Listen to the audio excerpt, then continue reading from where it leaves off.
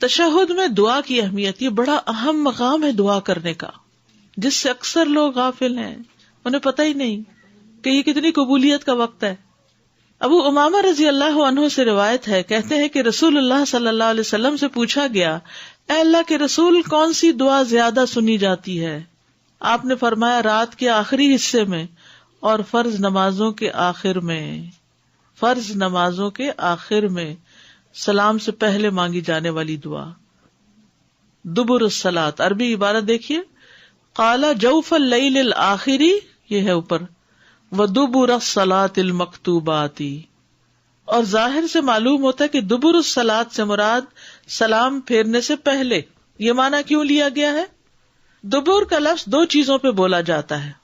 Number ایک، کسی چیز کے آخری حصے پر، دبر پیٹھ کو کہتے ہیں نا، اور نمبر دو، جو آخر سے پہلے ہو اس پر بولا جاتا ہے۔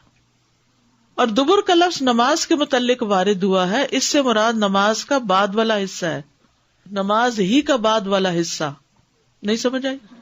یعنی نماز کا بالکل آخری حصہ سلام سے پہلے۔ اور یہ لفظ مطلق آیا ہے، یہ بھی ایک رائے ہے کہ یہ لفظ جو ہے دبر الصلاۃ، یہ اوپن ہے، بس اس میں نماز میں سلام پھیرنے سے پہلے کا حصہ اور بعد کا حصہ بھی داخل ہے۔ یعنی اگر کسی نے پہلے نہیں دعا پڑھی یا کم اس کو یاد ہے تو سلام پھیرنے کے بعد بھی وہ مانگے گا تو یہ بھی قبولیت کا وقت ہے۔ قال ابن القیم رحمہ اللہ، ابن قیم رحمہ اللہ زاد المعاد میں کہتے ہیں کہ احادیث کے الفاظ دبر الصلاۃ سے مراد سلام سے پہلے اور سلام کے بعد دونوں ہو سکتے ہیں، سلام سے پہلے بھی اور سلام کے بعد بھی۔ ابن تیمیہ سلام سے پہلے ہونے کو ترجیح دیتے تھے، ابن قیم ہی کہتے ہیں۔ تو میں نے ان سے اس کے بارے میں سوال کیا، استفسار کیا، اس کی وضاحت چاہی، تفسیر مانگی۔ استفسار کا کیا مطلب ہے؟ تفسیر طلب کی۔ تو انہوں نے کہا کسی بھی چیز کی دبر اسی میں شامل ہوتی ہے، کسی بھی چیز کی دبر اس میں شامل ہوتی ہے، جیسے دبر الحیوان، حیوان کی پیٹھ حیوان ہی میں شامل ہے۔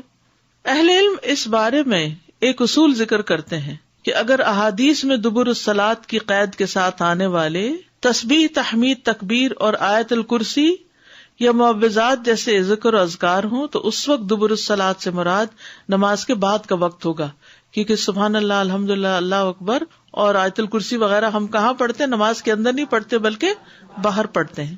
اور اگر دبر الصلاۃ کی قید کے ساتھ آنے والی نصوص دعا پر مشتمل ہو تو پھر دبر الصلاۃ سے مراد نماز کا آخری حصہ یعنی سلام سے پہلے کا وقت ہوگا، یعنی باقی دعائیں سلام سے پہلے اور آیت الکرسی اور تسبیحات وغیرہ سلام کے بعد۔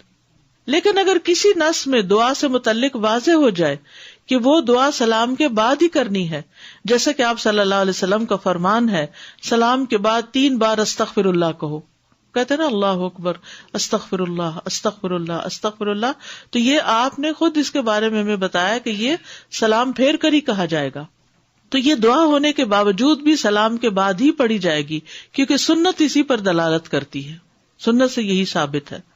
شیخ ابن باز سے سوال کیا گیا کہ جن احادیث میں دبر الصلاۃ کے بعد کثرت سے دعا اور ذکر اذکار کی ترغیب دی گئی ہے، ان میں دبر الصلاۃ سے کیا مراد ہے؟ نماز کا آخری حصہ یا سلام کے بعد کا وقت؟ تو انہوں نے جواب دیا، احادیث میں مذکورہ دبر الصلاۃ کا لفظ سلام سے پہلے اور نماز کے آخری حصے پر بھی بولا جاتا ہے اور سلام کے فوری بعد والے وقت پر بھی بولا جاتا ہے۔ تو یہ دونوں اوقات بڑے قیمتی ہیں، کیونکہ اب انعام لینے کی باری آئی نا، ساری محنت تو آپ نے کر لی۔ اس بارے میں صحیح احادیث موجود ہیں، اور ان میں سے دعا کے ساتھ تعلق رکھنے والی احادیث میں دبر الصلاۃ سے اکثر طور پر نماز کا آخری حصہ مراد ہے، یعنی سلام سے پہلے کا وقت۔ شیخ ابن عثیمین کہتے ہیں کہ اس مسئلے میں غور و فکر کرنے والے کے لیے یہ بات واضح ہو جائے گی کہ دبر الصلاۃ کی قید کے ساتھ بیان کیا جانے والا اگر ذکر ہے تو وہ نماز کے بعد ہے، ٹھیک ہے، اور اگر وہ دعا ہے تو سلام سے پہلے ہے، ٹھیک ہے، سمجھ میں آ رہی ہے۔ تشہد میں پسند کی دعا پڑھنے کا اختیار ہے۔ عبداللہ بن مسعود کہتے ہیں کہ جب ہم نبی صلی اللہ علیہ وسلم کے ساتھ نماز پڑھتے تو ہم قعدہ کہتے ہیں تشہد کے لیے بیٹھنا، یہ کہا کرتے تھے، السلام علی اللہ من عبادہ السلام علی فلان و فلان، اس کے بندوں کی طرف سے اللہ پر سلام ہو اور فلاں پر اور فلاں پر۔ تو نبی صلی اللہ علیہ وسلم نے فرمایا یہ نہ کہو اللہ پر سلام ہو، کیونکہ اللہ تو خود سلام ہے، یعنی لوگ اللہ کو سلام بھیجنے لگتے تھے اس وقت، تو آپ نے اس سے منع کیا کہ اللہ تعالیٰ تو خود السلام ہے، بلکہ یہ کہو التحیات للہ والصلوات والطیبات السلام علیک ایھا النبی، آخر تک۔ اس کے بعد دعا کا اختیار ہے، جو اسے پسند ہو وہ مانگے، یعنی درود شریف تو آبویسلی پڑھنا ہوگا کیونکہ درود شریف کے بغیر نماز نہیں ہوتی۔ اپنے نفس پر کیے ظلم کو تسلیم کرتے ہوئے بخشش مانگنا۔ ابو بکر صدیق رضی اللہ عنہ سے روایت ہے کہ انہوں نے رسول اللہ صلی اللہ علیہ وسلم سے کہا، مجھے ایسی دعا سکھا دیں جو میں اپنی نماز میں مانگا کروں۔ آپ نے فرمایا، کہو اللہم انی ظلمت نفسی ظلما کثیرا ولا یغفر الذنوب الا انت۔ اگلے پچھلے ظاہر گناہوں کی معافی کا سوال۔ آپ آخر میں تشہد اور سلام کے درمیان فرماتے اللہم اغفر لی ما قدمت وما اخرت، آخر تک۔ 4 چیزوں کی پناہ۔ رسول اللہ صلی اللہ علیہ وسلم نے فرمایا، جب تم میں سے کوئی آخری تشہد پڑھ کر فارغ ہو تو اللہ سے 4 چیزوں کی پناہ مانگے، اللہم انی اعوذ بک من عذاب جہنم ومن عذاب القبر ومن فتنۃ المحیا والممات ومن شر مسیح الدجال۔ نبی صلی اللہ علیہ وسلم کا قرآن کی سورت کی طرح اس دعا کو سکھانا، یہ جو 4 چیزوں کی پناہ ہے نا۔ پھر طاؤس رحمہ اللہ اپنے بیٹے کو اس دعا کے نہ پڑھنے کی وجہ سے دوبارہ نماز پڑھانا کہ یہ دعا کیوں نہیں پڑھی تم نے نماز میں۔